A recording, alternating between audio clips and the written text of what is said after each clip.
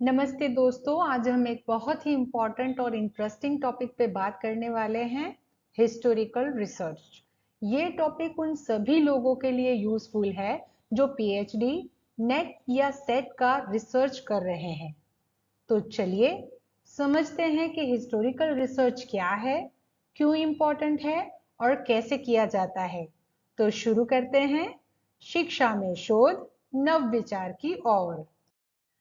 आज हम समझेंगे कि हिस्टोरिकल रिसर्च यानी ऐतिहासिक अनुसंधान क्या होता है। यह सिर्फ अतीत को जानने का तरीका नहीं है, बल्कि यह एक व्यवस्थित प्रक्रिया है जिसमें हम इतिहास को गहराई से समझने की कोशिश करते हैं। सबसे पहले यह किन चीजों का अध्ययन करता है? अतीत की घटनाएं, जैसे स्वतंत्रता संग्राम, विश्व युद्ध, औद्योगिक क्रांति आदि। विचार, जैसे महात्मा गांधी का सत्याग्रह, लोकतंत्र, समाजवाद आदि। संस्थान, जैसे स्कूल, यूनिवर्सिटी, न्यायालय, सरकार आदि। संस्कृति, जैसे भाषा, कला, परंपराएं, संगीत आदि। अब सवाल आता है, हम ऐतिहासिक अनुसंधान कैसे करते हैं? इसके दो मुख्य स्रोत होते हैं। प्राथमिक स्रोत, यानी वे दस्तावेज या प्रमाण जो सीधे उस समय के लोगों या घटनाओं से जुड़े होते हैं। उदाहरण के तौर पर प्राचीन ग्रंथ, पुराने अखबार, ऐतिहासिक इमारतें, तस्वीरें, पत्र आदि। द्वितीयक स्रोत, यानी वे किताबें, रिसर्च पेपर या रिपोर्ट जो बाद में लिखी गई। उदाहरण के तौर पर कोई इतिहास की किताब, बायोग्राफी या रिसर्च आर्टिकल।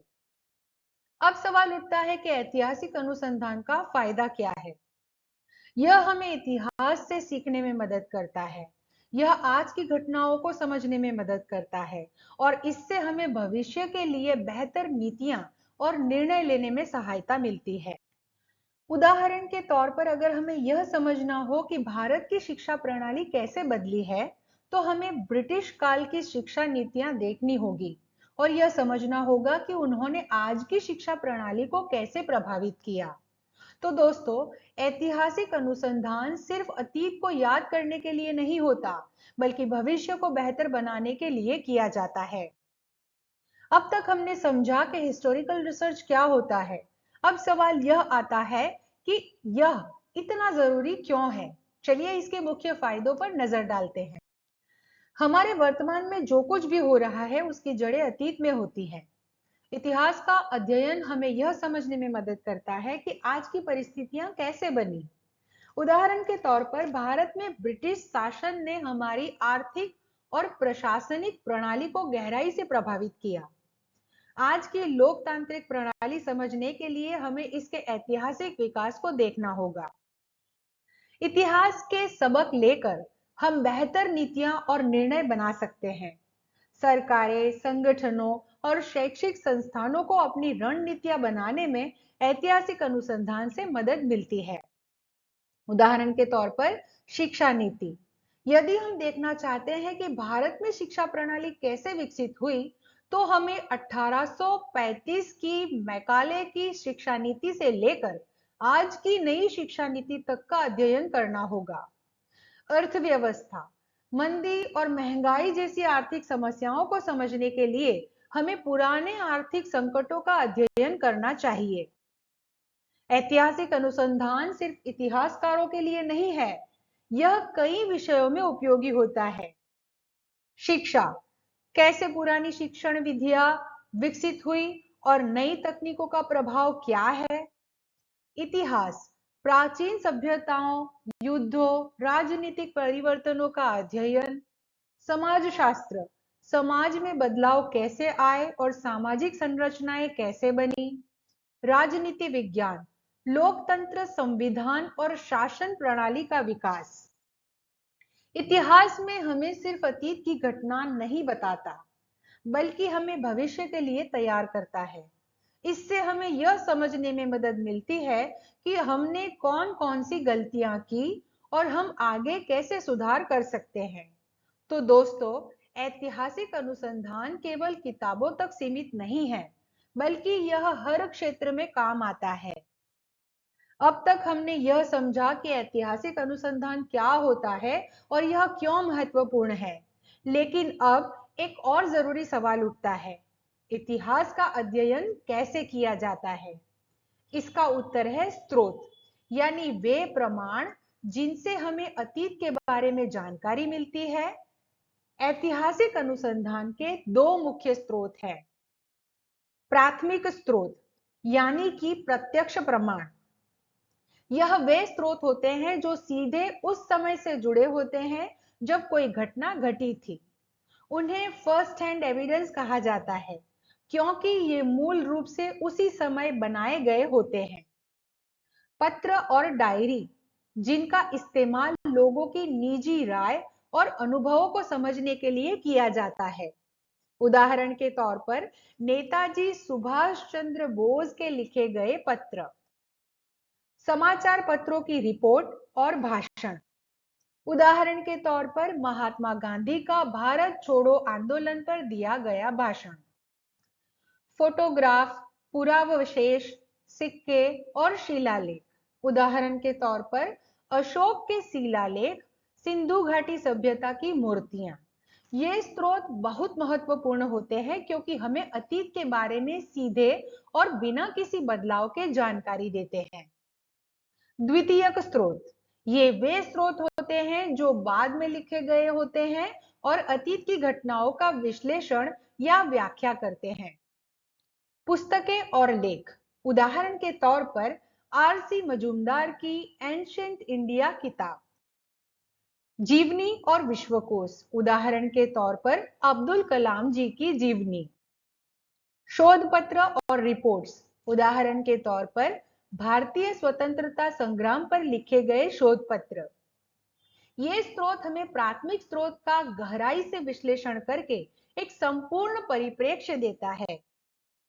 अब तक हमने यह समझ लिया कि ऐतिहासिक अनुसंधान क्या है, इसके स्रोत क्या होते हैं और यह क्यों महत्वपूर्ण है। लेकिन अब सबसे जरूरी सवाल, इस रिसर्च को कैसे किया जाता है? हिस्टोरिकल रिसर्च कोई आसान प्रक्रिया नहीं होती, लेकिन इसे सही चरणों में बांटकर हम इसे व्यवस्थित रूप से कर सकते हैं। किसी भी रिसर्च का पहला कदम होता है रिसर्च प्रॉब्लम तय करना।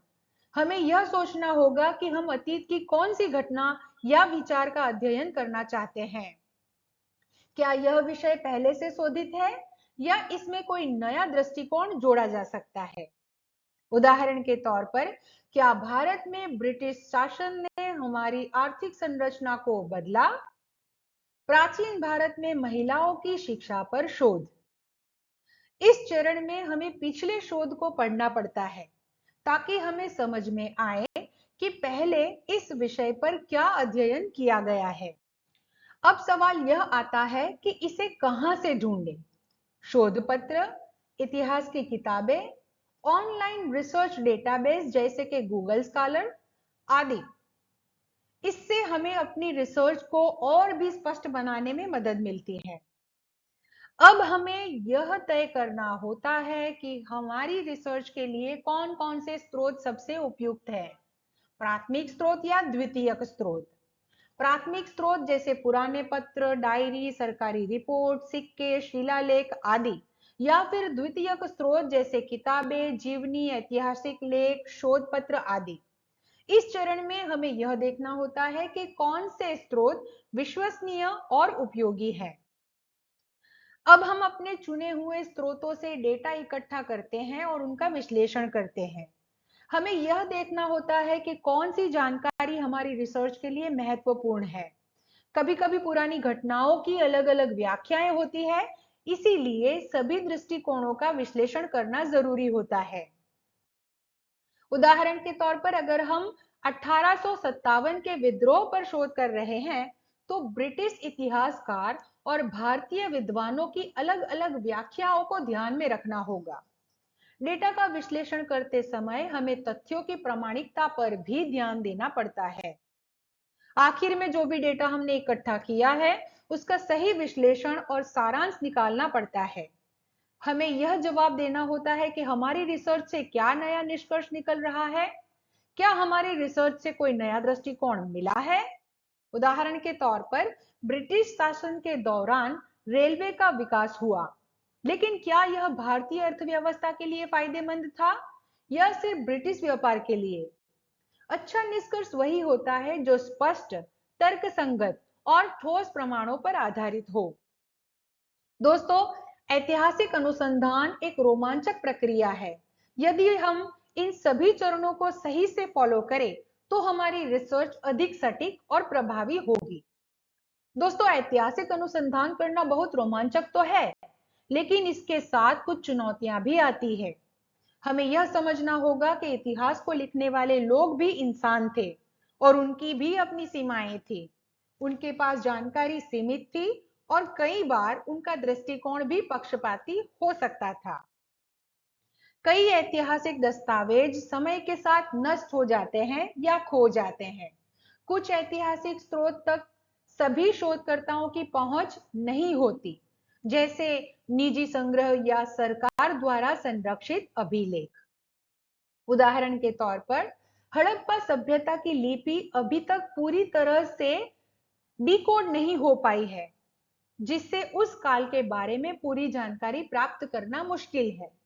इसीलिए कभी-कभी हमें सीमित स्रोतों से ही निष्कर्ष निकालने पड़ते हैं।